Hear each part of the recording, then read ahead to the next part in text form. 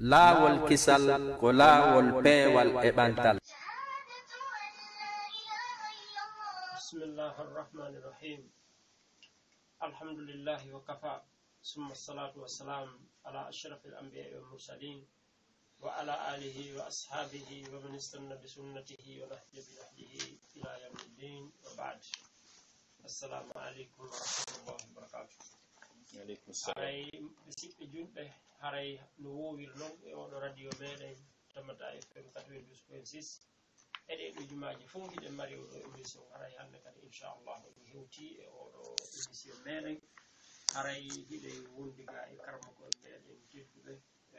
ɗuɗɗoɓe Jamia Islamiyya ɓe Madinatul Munawwara inde Cheikh Hassimiou Diallo jibinande bita haray wonɓe simanteri haray Incha'Allah ɓe jogani en ɗo hande manko hittuɗo ko yondiri fi oɗo juma leydi yewɓe juma ko onno ko yewti muɗum haray Incha'Allah ɓana yen juuti yewtere nden haray ko enen maɓɓe wonde darga haray ɓe wiyanaɓe ko ahlan wa sahlan wa marhaban bihim haray miɗe wiyana onon heeɗiɓe ɓen saɗi mum ko tooli mum e oɗo radio haray kono noon hiɗe wondiga kadi e cheikh mamadou badel so haray Incha'Allah o acciren ɓe yewtere nden hiɗe wiyanaɓe tafaddal mashkura. Assalamu aleykum wa rahmatullahi wa barakatuh. وعليكم السلام ورحمة الله وبركاته. الحمد لله على إحسانه والشكر له على توفيقه وامتنانه وأشهد أن لا إله إلا الله وحده لا شريك له تعظيما لشأنه وأشهد أن سيدنا وحبيبنا وعظيمنا محمدا عبده ورسوله الداعي إلى رضوانه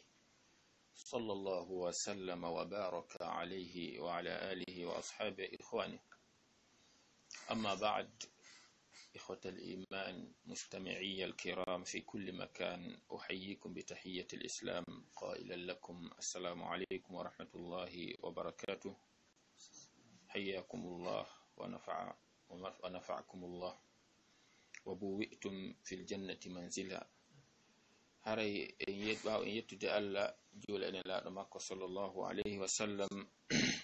دو أنو بينغوريجي مكو sahabaɓe makko ɓen haray ɗum ɗon si yawti wono ceerno ɓen holliri ɗo ni haray en salmini jama on ko adi kon kala ka ɓe wontiri en weltanike ɓe suɓagol o radio ɗo heɗagol ɗiɗo konguɗi ɗi tawata Allah tabaraka ta'ala waɗi ɗum ɗo sabu yo ɗi egge ɗi hewta e nanɗe maɓɓe ɗen turi Allah tabaraka ta'ala yo waɗu ɗum kamandakke moƴƴe wonande dariɓe e fimum ɓen e heɗiɓen fuu. Haray no ɓe makiri noon haray mawdu'u men hande on ko mawdu'u himmuɗo yowitiɗo e ko wi'ete communication ɓurɗo mawnude wodaɗo e hori leydi wi'eteɗo hutuba juma. Haray ko ɗum woni tigi on ko honɗum ha honto ɗum ɗon himmi nde wonno si wiɗen hutuba juma en wi'ali juma ko ɓay haray fi ko wi'i juma ko ɓay hutuba no waɗede ko sendidiri juma e julɗe luttuɗen ko tawde hutuba no ton. Haray juma on wona uytede darɗe ɗen waɗi ɗiɗi na ɗum ɗon sendidiri juma on e fana on ko sendidiri juma e fana ko tawde hutuba on no ton. Dendanangal hikmaji wonɗi e fe juma on ko ka hutuba ɗi fawi sina ɗum haray ko wi'eten juma on wona sina julugol darɗe ɗiɗi andaɗe lonto fana ɗum kono na ɗon famira faamu ngon tigi ko woni sabu juma yo wonu juma ko sabu hutuba on na sabu hay e hunde non o hutuba ɗo si en faala en wi'ay yani en wi'ay valeur juma sen faala en wi'ay valeur khutba juma wi'ay ahamiyatu aljum'a aw ahamiyatu khutbatu aljum'a ɗin ɗon ɗiɗi yani yansabu fi maqalibin wahid in ko hunda ko nokku gotu ɗi yuppata haray o communication mawnuɗo ɗo mo tawata sifa mum ala communication mo andanɗa hoore maɗa e ko mo Allah tabaraka taala tawnata tagore ɓurde teddude e tagore nden ɗum ko malaika communication man ɗa hoore maɗa ko waɗayɗo e nokku ɓurɗo teddude ɗum ka cuuɗi Allah si ɗum ɗon yawti kay communication mo andanɗa hoore ma ko nototomo ko ɓurɓe teddude e kala nokku famille kala ko ɓurɓe marde haqqil mari faamu ɓen halfinaɓe ɓeygure nden ko ɓen nototo oɗo communication yani en andi haray ɗum ɗo no serti e communication ji ɗi anduɗen luttuɗɗi nam mo tawata oɗo kadi sa wattanila e makko a taway mo serti e luttuɗi ɗin ko wannon kanko hino waɗɗi ka o heɗane o nanda e luttuɗi sifa wano ko wi'ete kon tumbodire luttuɗe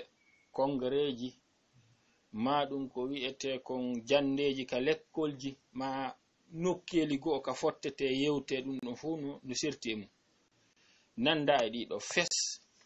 sa wattani yila ayi kañum tigi ka wonɗo ata na gotum inam haray oɗo komo andanɗa hoore maɗa e woodi gooto e hooreɓe fewndo ko wiyete guerre froide ko feƴƴi ɗo wi'ama wondema lanɗo ɓurɗo tawanoɗo e ɓurɗo marde doole e sa'iji yawtuɗi ɗum ko wiyetede Joseph Staline mo Russie si tawi konngol ngol selli o wino law kana lana misle ma lil muslimina min manabir la malakna al alama fi sanatayn o wino o hara menen min heɓayno sifa ko julɓe ɓe mari kon e gangune ɗen ça veut dire daragol e nokku yewtara fopp no heɗi fopp no jonni haqqille ɗen ta kay ɓen yimɓe heɗotoɓe ɗon ko suɓaɓe ɓen e nokku wana paykoy koye faama wana sonnaɓe kelloɓe ana ɗum ko yimɓe ɓe tata ko ɓen ɓurata sendidirde ko boni e ko moƴƴi ko ɓen jooɗoto heɗomen har meɗen marno ɗum women jeeyno aduna on min wattayno aduna on fof communiste e nder duuɓi ɗiɗi ɗum ɗon si tawi ngol konngol selli ko non ngol wiira hara eggande nden no selli hara ɗum ɗon julɓe no duwa wattandila e fiimu elle ɗum ko hollata en ko wondema awa haray piiji danno ton himmugol o nokku ɗo hino mawni woni go'o ɗimmum mum kay holli julɓe ɓen hutorali mo no haniri no sabu nokkeli dan go'o haray sengo ngo tawata ko gonɗon yimɓe wawi fijirde ko ngon fijira ɓay pellet sengo no ton gonɗon watake fijirede hongo woni gon Allah tabaraka taala no farli e juma on e hoore kala hellifaɗo ɓen hellifaɓe no yaade ka juma ɓurɓe marde haqqille kala fami no yaade ka juma ko sengo ngo fijira ko sengo gangunangal de tonno gangune ɗen haray seytane wallitike ha tawi ko ɓurata ƴawde e majje wana yimɓe faamuɓe diina ɓen wana yimɓe janguɓe tawata no wawi wadde ta'thir e hoore jama on kadi masa wawɓe wadde influence e jama on sabu no woodi kay woɓɓe go hara ɓe faami ka sharia piiji buy kono noon konguɗi maɓɓe ɗin ɗi hewata wawde battinde e jama on ɗum ɗon ko Allah o korta ɗum kala mo faala si tawi no julɓe ɓen watta ni no yila e nden toɓɓere ɗon atawi no kisan bolondaji men ɗin sansayno sansuman yawɗo mana société on wontayno hande kay façon go haray ɗum ɗo ɗum no holli e ko hollata en ahammiya yani valeur ma himmendi ko wi'ete hutuba juma ko hoggo woto e kowle de Allah tabaraka taala waɗi fi yo julɗo on luttuka diina mum bal ko hoggo ɓurgo mo walanede ɗen kowle ɗen wawi ɗen wiide kowle nayi hoggo arano ngon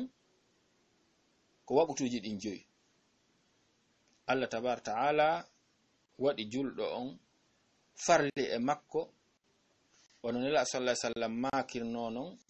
wondema ayi goto e mon simo mari caangol ka binde suudu makko hara o loototo e ngol laabi 5 e luttay hara luttay ka ɓandu makko tuundi ɓe sahaba en maaki o woy nelaaɗo maake ko noon kadi jullele ɗe 5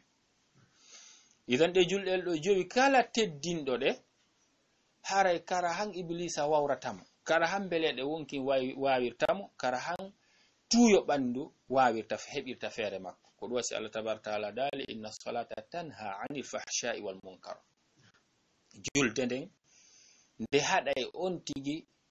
pankare e kala ko anyini idan ngon hoggo ɗon hoggo molanago ngo tawata ngoɗo ko waaway ngo wadde julɗo on tawa ko wippoto ka aduna ɗo kon wawatamo waylutude piita e leydi ɗum ko ɗi tati ɗi nodduɗen ɗa e ko wallitotoɗi kon ɗum ko sheytan e mbeleɗe wonkin e tuyo ɓandu hay e gooto mo tawata ɗin tati jokka ala bal ko ɗin tati ɓuri jokkude ko faalaɓe moƴƴude ɓen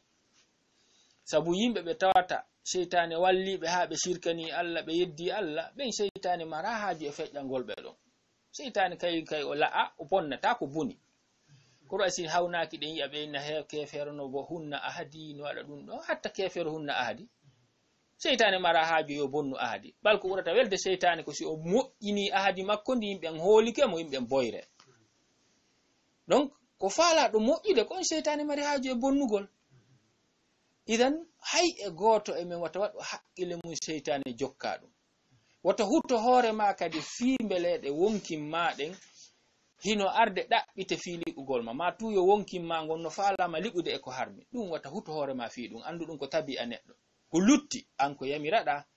ko ya waɗo sabuji ɗi woɗɗinayɗi ma liɓede ɗin ko ɗum landa ko si Allah tabaraka taala wi ali wata yimɓe waɗu jina ko ɓe Allah daali ko wala taqrabu zina wata on ɓatto idan tawde noon kadi kala neɗɗo mo tawata tuyo wonkin faalama ɗum liɓude hara yo dartu julde makko nde wona goɗɗo go wi nono sa huli a ndaari a tawi moodi tuyo wonkinno ko ɗum faala menasude diina ma kan dartu ko juulata ko ndara est ce que julde ma nden hiɗa toppitinde no haniri noon est ce que hiɗa wadde julde ma nden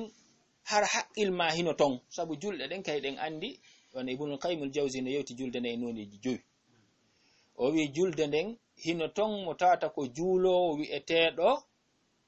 muaqab letteteɗo no ton wi'eteɗo muhasab ɗum woni hasbeteɗo limane ko honno woniri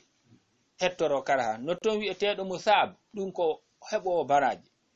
no ton wi'eteɗo muqarrab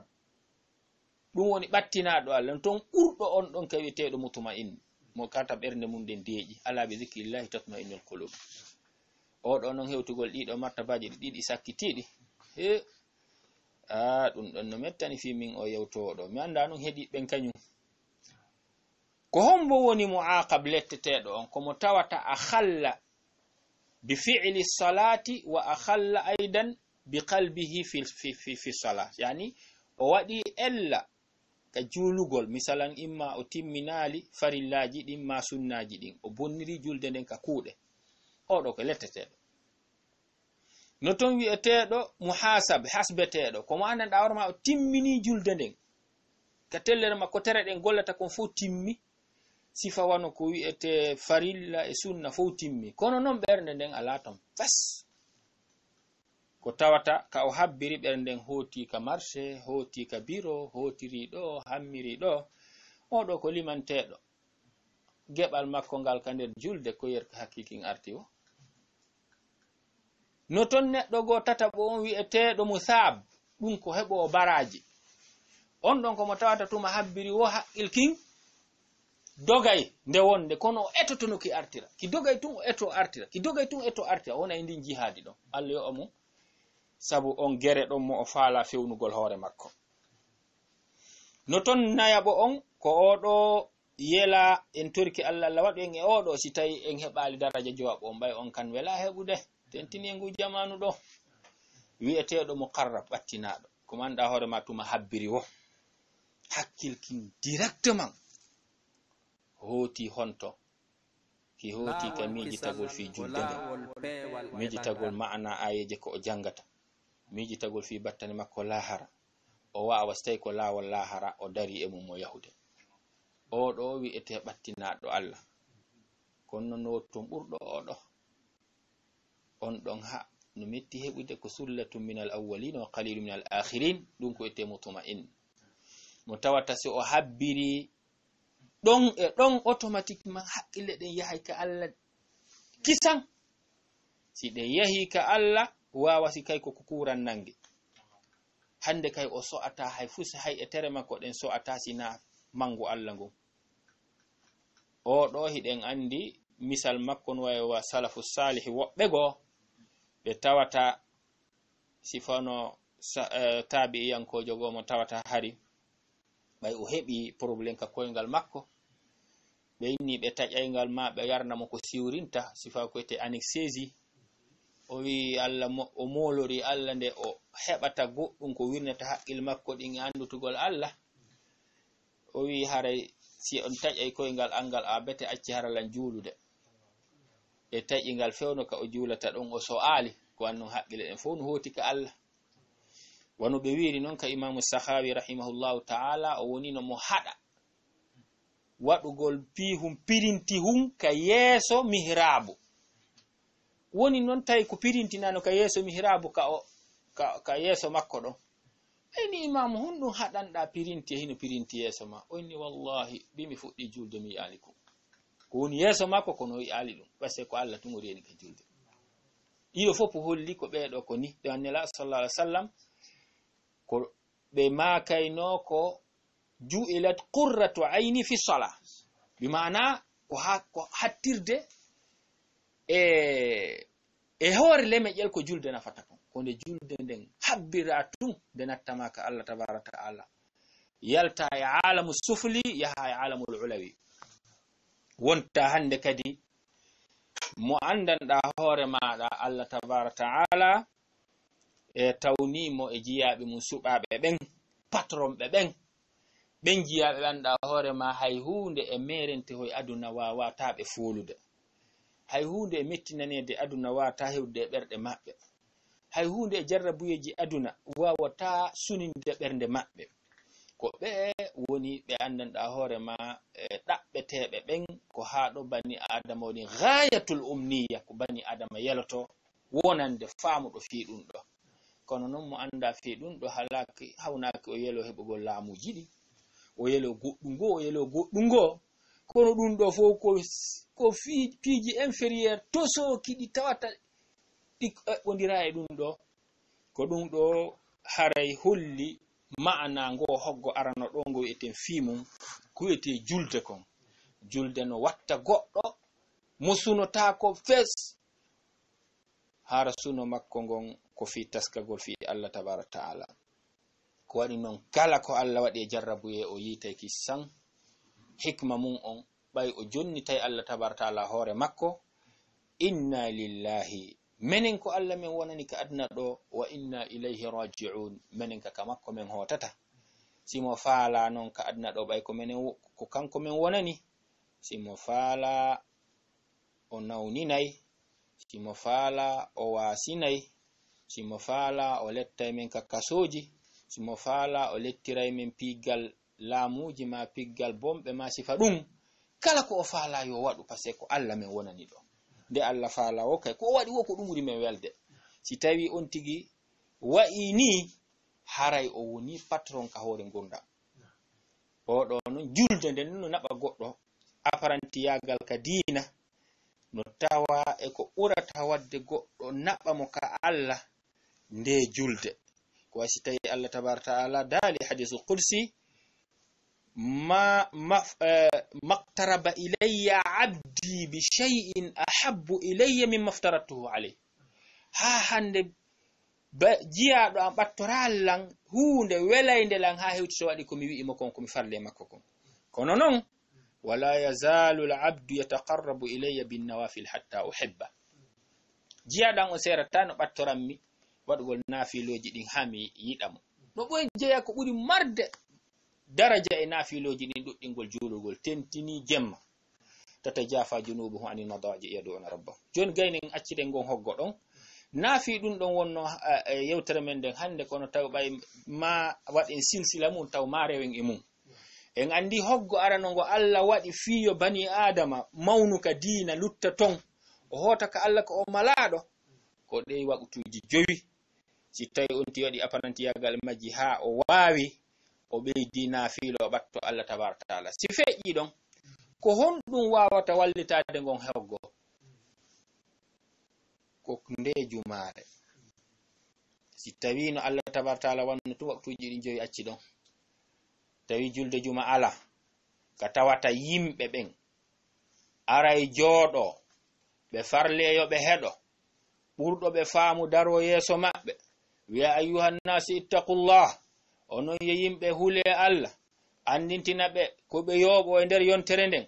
ittandema e kulol Allah ittandema e no ɓe wonira no ɓe jontira haqqiji Allah no ɓe jontira haqqiji yaɓɓen e no ɓe warra ko ɓe duwa kon hara ɓe welsindaki si ɗum ɗo alano a tawayno kara han ngo hoggo aranɗa tabitirta kono Allah tabaraka taala waɗi ngon hoggo ɗon kadi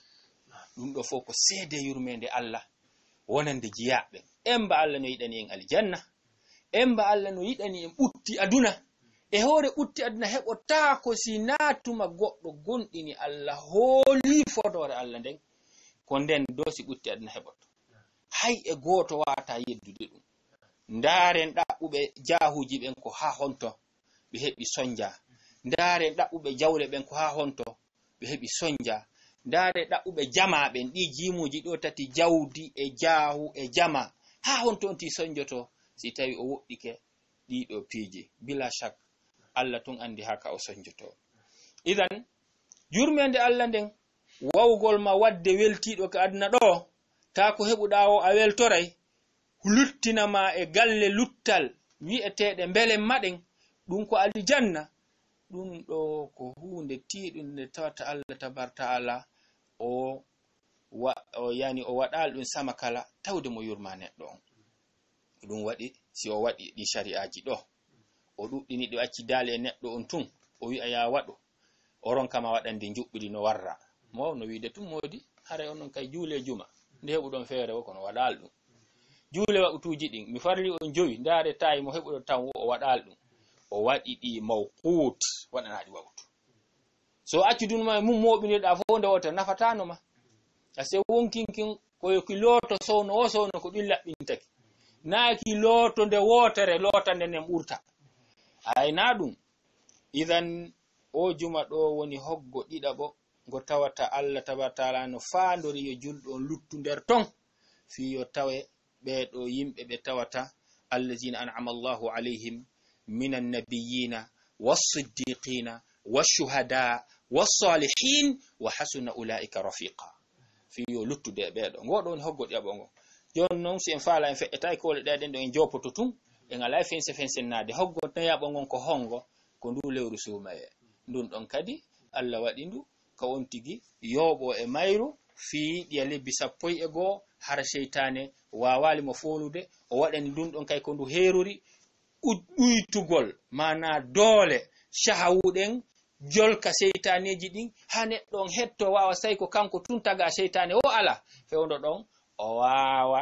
ekkitade moƴƴere nde tawata o wawa yoɓade e nder lebbi 11 gandal ngal no tabintini ko wondema ko goɗɗo filliti e nder 21 jours wo jonte tati tabitay e jikku makko joni noon Allah waɗi kañum 30 jours ma 29 andi ɗum ɗon kay ko goɗɗum go hikmaji l'islam amma hoggo nayaɓo ngon woni hoggo ngo tawata julɓe ɓen fof no fotta e mum tawi Allah jaɓali accudugol julɓe ɓe mo kala wona ka woni ɓay ɗum ɗon ko seede yagal kay gonga yagal ngal nelal ɗo wondema ko huɓutugal aduna o Allah waɗani julɓe ɓen ñalaande e nder hitande nden kaɓe yata ɓe fotta mo kala itta délégation leydi kala ɓe fotta ɗum ko wiyete ɗum arafa ɗum ko hajjugo ɗeɗo kowle 4 ko fi yo yimɓe ɓen tabituka l'islam joni noon artanen hoggo ɗiɗaɓo ngon wi'en ko julde juma ma khutba juma haray o khutba juma ko goto e piiji ɗi tawatta ɗiɗo noddiran ɗi Allah ɗi tawata hiɗi ɓuri himmude dendanangal ko ne'irte kon fop e ko waɗinirte batte e tagore nden ko wonnon ɗum seede ɗum no himmi hutuba juma no himmi ɗum laatinoke ko feccere goo e golle ɗe annabaɓen waɗaynoɓen hiɗen andi annabaɓen no tawano e ko ɓuri ko woni golle maɓɓe ɗen wawgol yewtere fewtina jama maɓɓe on sa ndaari yewtereji ɗi annabaɓen yewti ko alquran ɗi fof ko yewtereji yaaduɗi ene wonki jaɓirta wataɗi salade sina wonki nakki saki sa ndaari an ibrahima alayhi salam noon nodiri ɓen makko no ya abati lima ta'budu ma la yasma'u wala yubsir wala yughni anka shay'a o jonni mo misal ben ko fi hon ɗum rewanta ko nanata yi'ata wana ben makko o sabiti kono non shirku kañum ala laawol ngol wawata ɗum ittirde sinani goɗɗo watta hikma e da'awa makko on ha oron ka widde shirku on ko shirku ha oron ka jasinde ko rewa ko na Allah kon ɗum ko sa waɗi tun hikma ɗon haraya bonni kono non ɗon hikma wo ala ɗon annabi ibrahima hikma kanko wi la yasma wala yubsir wala yughni anka shay'a o yaari non kono ba makko ɓay ñaaɗanimo honɗum o wi la in lam tantahi ya ibrahim la arjumannaka wahjurni maliya sa haɗitaki mi warirte kaaƴe pottolan fes ibrahima wi andari ko waɗɗa en mbaɗum no hawnine ma wiya hala ko yewodani mo wiya ɗum salamun aleykum to denake ma Allah yalla waɗane jam e kadi haɗata ɗon sa astaghfiru laka rabbi innahu kana bi hafiya annabaɓen ko ni noddiri ko ɗum wiyete khitaba yewtere ko ya yewtu gonga on fi ha yo yimɓe ɓen jaɓumo ɗa yeli yoɓe jaɓo na ya yewtu gonga on fi yoɓe andu hiɗa andi gonga idan musidɓe julɓe wiɗen nde yewtere ko ko wiyete hutuba hiɗen andi no tabiti pellet konngol gotol heewi battinde e neɗɗo sansamo fes konngol gotol heewi moƴƴinande neɗɗo moƴƴere o nana konngol gotol moƴƴinanamo few ma bo nanamo few idan ɗi konguɗi mari batte joni noon en andi ɗum ɗon ko golle annabaɓen ko niiɗo ko ngol laawol ɗo ɓe rewri haa ɓe rentini tikkere Allah nden e nangal Allah ngal fiyo yimɓe ɓen ɓoro iwa e majjere iwa e bonere finde iwa e bonere jikku iwa e bonere huwodiral ha hande serali ko nden yewtere hutuba woni ngol laawol wawgol kadi wadde sifa ɗum ngol tawata kala moƴƴino e hoore leydi ko ngol o ƴoñoto e mum ko ngol o ko on bato o waɗɗoto fiyo mum ko ɗo jomiraɓe gande ɓen kadi e noddanoɓe Allah ɓen e ardiɓe ɓen e kala jamanu wawata memminirde haqqillaji yimɓe ɓen ɓe immina hoolare nden e wonkinji jama on pannon bani adama kañum himo e jam ha o huto hoore makko himo e jam ha o yi'a kanko o yi'a kanko titigo on o gayna o wawata fewde hande kay kanko iblisa wawimo ɓa iblisa no mari ingo iblisa kanko so jokkima o jokkete ha wondon ha sa falan wala wade o wannama obstacle ji ɗiɗi yeeso ma aran ɗum enama a modi an anditi a wata fewde hande kay an c'est fini terto tuma Allah fewnuma o kono an ɗawawi ɗum hunde ka ɗawawi ene seede mum ndaaru on tigi tuuba ara nun tun filita ayi mien kema terto a wawata joni noon ko honno iblisa warreteɗon ko haysi a tuubi laabi 10 a fillitike sharti tuubu biye ko piiji dan ko ya décision ferme tigi a filtitako ko watta ko accita hare a gayni jonnita piiji tata ko haqqe yimɓe kono ma a fillitoyto ko waɗɗa ko ɗum na ella noon haysi tawi woni a tuubu no fillitiɗa tuubuɗa filtita tuubu kadi wata iblisa ata jaɓuɗa ene iblisa ɗen wondema o donc obstacle ɗon iwa ɗon sina ɗum o wallinanama yeeso ma so walnini yeeso ma taƴagol a jaɓali o walnana yeeso ma tañƴinagol yongitagol ɗoyama a yi noon a bonni nde bonder ma no mawni goyi ɓay noon hinde mawni ko watta eto ha ndara si Allah yafotoma wiyo Allah yafoma haysi ko sabu kaari wiyo Allah yafoma awa haysi ko sabu ngol caangol ɗa ɓaygol yarnay jama o ngol yarnay ko Allah tagi kon kango ngol wopali Allah ha hande wiyo Allah yafoma sabu ɗum ma sabu annabajo ma sabu cernojo ma sabu sehujo yalla yaforma sabu ɓen an kan hiɗa tuuni awata yaade ka Allah antu o rewne ɗo no fiyayi hoolor goɗɗo bonna acca ko Allah wima kon hande kay tabita wona ka loopal ma hooloɗa goɗɗo wallete ka Allah Allah tabaraka taala dal walladina takhadhu min dunihi awliya ma na'buduhum illa liyuqarribuna ila Allahi zulfa inna Allah yahkum baynahum fima hum fihi yakhtalifun inna Allah la yahdi man huwa kadhibun kaffar ɓe ƴettuɓe ko wona Allah waɗi njaatigi tañƴini ɓen ɓe wallayɓe ka makko ɓe wi'i menen ko men ƴettiri ɓe men waɗi hakkude maɓɓe Allah hakkude amen e Allah Allah jammi konko ɓe waɗi hakkude makko e maɓɓe o wi ɗum ko dewal non o wi ma na'budu ko men waɗiri ɗum ko fiya ɓe ɓanna men ka Allah menen meɗen tuuni meɗen ɗuuɗi bakkatu cerɗo kaari ɓen ɗon ko ɓe wawa men naɓude ka Allah men yakitora ɗon Allah daali o ñaawa e hakkunde maɓɓe konko ɓe lurri ko wannon Allah kañum o fewnata ɗuɗuɗo fenugol yeddowo Allah ko wannon Allah yewti ka alqur'ana ko laaɓi fi ɗum ɗon wata waɗe Allah laamu makko ngun nanda e laamu tagaɗo ko laamu tagaɗo ko lanɗo mo tata ko tagaɗo yahirante non yawa ɗo intermédiaire hakkunde mo wannon Allah kañum andi fiima o humpaka goɗɗo yo humputumo fiima fi on no ƴettuɗa goɗɗo waɗɗa hakkunde mo yilti ɗon kay laamu makko ngol landa e laamu tagaɓen ko wannon tagaɓen fof ko jama on towniɓe ugginiɓe ƴawi ɓe woni dow ko goɗɗo moɓani ɓe haa ɓe woni goɗɗum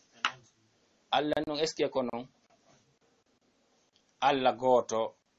jeeya nafa kan kanko tun jeeyi qul ud'u allazina za'amtum min duni la yamlikuna mithqala dharra min duni llah la yamlikuna mithqala dharratin fi samawati wala fi l-ard wama lahum fihima min shirk wama lahu minhum min dhahir wala tanfa'u ash-shafa'atu 'indahu illa liman adhina lah ɗiɗo oɗo aya ɓe inta ko aya ɓuruɗo julle shirkuɗen leggal shirkungal liili to taƴi kala ɗaɗi ɗi sabu kala rewɗo ko na Allah ko ɗeɗo dambuɗe nayi o rewiri ko imma o tañƴini kon ko o rewi no jeyi nafa Allah wi la yamlikuna mithqala dharra ɓe jeeya fus fi samawati wala fil ard kala ko wodi kon ɓe jeeya e hunde Allah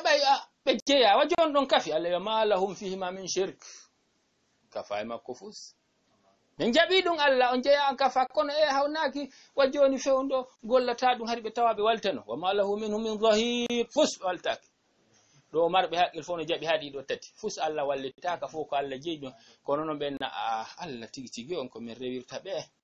naafi hiɓe jeeyi naafi ɗon kafi naafi ɓe wallima kono hiɓe mari jaahu kama a hacciray sabu maɓɓe Allah wi ko gon ko la tanfa'u shafa'atu 'inda jeejanede accirgol sabu nafataka makko sina laawol gotol illa liman azina la hara ko kanko ɗaɓɓira tefore nden o newnana ma kaari tefane wadde tefore nden kayre ko fii teddingol tefowo on